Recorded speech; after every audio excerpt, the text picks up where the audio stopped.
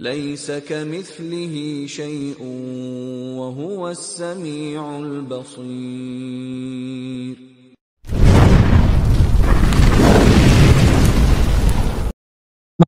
Zat dia nak kita pun tak pernah tengok zat Allah, dan Allah dia turun, kita kata dia turun, pada masa sama dia masih lagi beristiwa di atas arasy.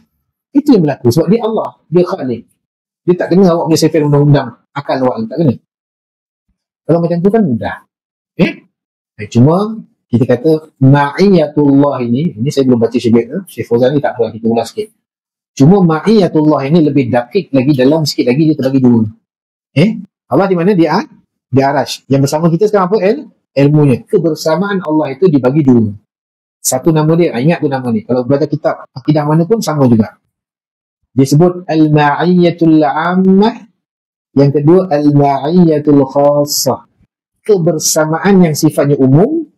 Yang kedua, kebersamaan Allah dengan makhluknya bersifat khusus. Bersifat khusus. Dalil dia mana? Dalil dia mana? Dalil dia, tuan-tuan, nanti tengok surah Al-Mujadalah ni.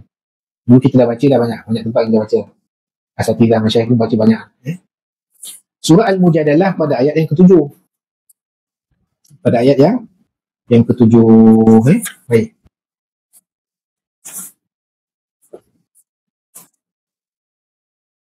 Allah Subhanahu wa taala kata apa?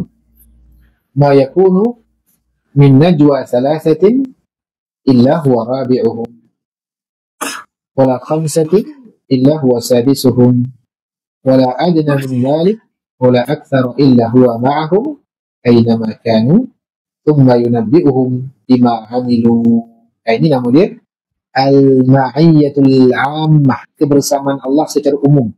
Maksudnya Allah bersama dengan secara umum, tak kira siapa, sama ada dia muslim ke, kafir ke, binatang ke apa, Allah sentiasa bersama dengan makhluknya, ilmunya. Apa maknanya tadi ayat tu? Tidak berlaku bisikkan tiga orang cakap perbelahan bisik-bisik, melainkan huwa rabi'uhum, dia yang keempat, dia yang keempat. Wala khamsatin illa huwa sadisuhum, tidak lima melainkan dia yang keenam. Wala adna min dzalika wala aktsar, tidak kurang daripada itu, tidak lebih daripada itu. Illa huwa ma'ahum, melainkan dia tetap akan bersama mereka aina makanu, di mana pun mereka berada. Kalau dua orang bisik, dia yang ketiga. Kalau seorang bisik, ni payah ni, bisik dengan hati dia, bisik-bisik, itu isim nama tu kan. Baik.